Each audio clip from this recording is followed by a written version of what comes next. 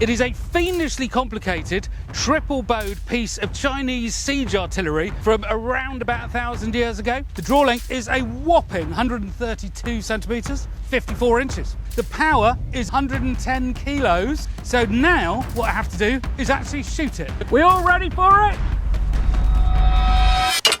My God! Ah!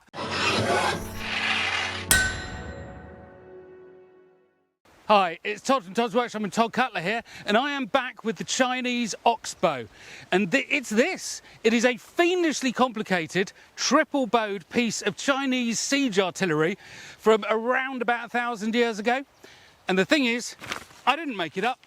It really existed. When I first came across this picture, I studied it and I thought, oh, that is genius. And I understood it. I understood exactly what they're trying to achieve. And I got so excited about it, I made a video.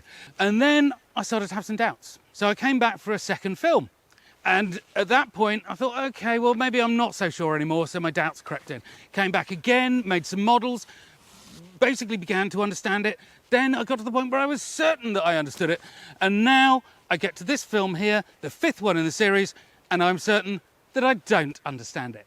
But don't worry, because despite that, I have made a seriously powerful piece of siege artillery. It is just fantastic, and it has delivered everything that I could ever have wanted from it. But if this thing does interest you, then go and check out the earlier films, because it goes through all of my thinking about how I've managed to get to this stage. But right now, I'm going to talk you through the bows, because that's the real driving engine of this machine. So the first thing that is absolutely unmissable about this is these two bows at the front. The bolt shoots that way. So you've got these two bows which are paired up, just tied together here. Got a pulley on the end of each bow, coming down to this one, which is facing the other way. So you shoot the bolts that way from the back of the bow here. And that's actually pointing towards you. Really weird setup for, well, Western European eyes. But the thing is, we have this picture here, and it shows something going on here, but it's a bit difficult to tell the detail.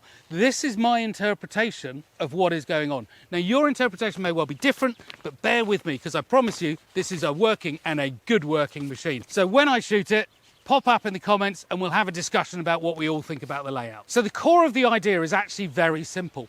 That you have a bowstring, a long bowstring that goes around, tied off here, goes around a pulley there, a pulley at the other end, and back to that bow. But these two front bows are tied together here. So what that means is that one flexes, this one has to follow. So if I pull the string, you'll see how the bows start to move. And so this setup does two principal things. It allows you to generate your thrust on the arrow from three bows, not just one. The bows are simpler to make because they're not so powerful, so making really powerful bows is always harder, so that is also just an added bonus. But the other thing, as every archer knows, if you can increase the draw length on your bow, you get a lot of extra power. And the draw length now has gone from about here, if it were a single bow, to about here. It's pretty much doubled. So as I said, the core of this idea is very simple, and I think that we can all see what's going on here with the string and the pulleys. But there's something clever going on as well, and unexpected. And that is that this bow here is being operated like a regular bow. You've got the string at the limb tips that's coming in at an angle, as if it's being drawn by your fingers. But these two outer bows are not behaving like that. That means that they behave in a slightly different way and a much more powerful way when you put that energy into the system. But you need to go and look at particularly films 3 and 4 to work out what's going on with that, the difference between the straight draw and the vector draw. But go check that out. But the short version of the crazy things going on here is that that bow is 100 pounds. That bow is 100 pounds, and that bow is 80 pounds. And yet, when you take this to the full draw, which is back to here, all the bows deflect the same. It seems really odd to me. It seems crazy, but the thing is, it's true. And that means that all of the bows, all of them, are working at their maximum efficiency because they're all working at their maximum draw length. But using bows of this power gives us our first problem, which is quite simply that I cannot brace them. So I've had to modify a modern winch, and that allows me to get these front bows back and gets the string onto the back bow here. On the end of the bow arms here, we've got pulleys just like this one, and they're weighing in at about 90 grams. Now, 90 grams is obviously not a weight you want to put onto the end of a bow limb if you could help it, but there has to be some way low friction way of getting these strings to skid through. Now, there is nothing better for doing that than a pulley, and the Chinese, advanced engineering nation at the time, absolutely knew about pulleys, used them, and I'd be stunned if they didn't put them on the ends of these arms. But the real problem with this drawing here is it shows you nothing about what's going on these limb tips with the strings. And we know there had to be some low friction system here in place. And somebody sent me a translation of a document to do with one of these, and it mentions wheels and bows in the same sentence. So for me, as far as I'm concerned, there has to be no doubt that there were pulleys on the end of these bows. So we already had the stock here with the positions for the bows made. But this is a temporary stock. I'm going to replace that once I've got everything working properly, which it is now, and I'm going to replace it with an oak one. But the pulleys also have helped massively, because what that means now is with everything set out correctly, the orientation correct, and a winch, I can start to draw things back. I can start to see how they all relate to each other and the flex we get on the bows. Fortunately, Ali Bow sent me a range of bows. So I've got the 100 and another 100 at the front. I knew I wanted that, but I was a bit uncertain what I wanted at the back. We've settled on an 80, but we could have gone up or down from there. So thank you, Ali Bow. Hi, I've just interrupted today's film for a Todd Cutler related interesting fact. So we have got ourselves a twisted rondel here, typically English, with organic spacers between metal discs, later adopted on the continent, but we love them in England. Anyway, this and lots of other similar items available on toddcutler.com. But now back to the film. The draw length is a whopping 132 centimetres, 54 inches. The power is 110 kilos, 110 kilos, 246 pounds. So now what I have to do is actually shoot it. Now we have got our original crossbow trigger that I made for this thing. Well, I didn't make it for this thing, I made it for someone else, but I'm using it for this, but it is also completely untested. So we're gonna have to set this up now and just make sure that this operates at the kind of poundages that we need to hold back, because I haven't done that either. And then we can shoot our bow. Now I'm hoping that my bench stays attached to the wall. So obviously, as we all know, a steel cable or a rope under tension, if it snaps, it can spring. Now this thing is obviously going to be under tension. I'm going to release it there. So I've just put a safety tether to, if it does happen, stop Tomasz getting one of those in the face. Right, what load have we got up there, Tomasz? Currently 29. 29. Yeah, 69. Okay. 92. We're going to rip the bench off the wall. What? Okay, we're at 126. 126.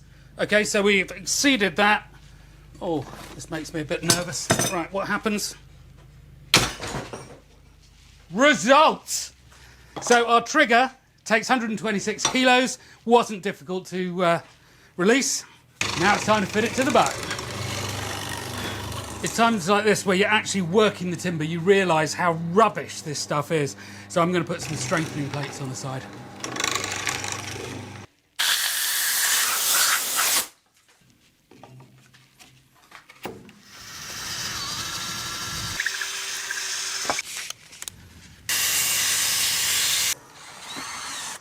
Tools.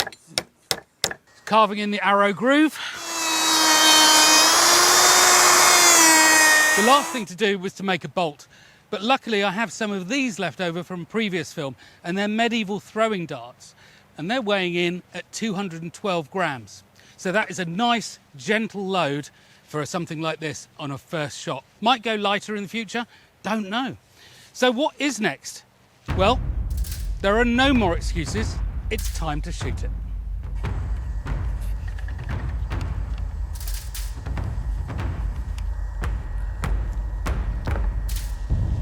We all ready for it?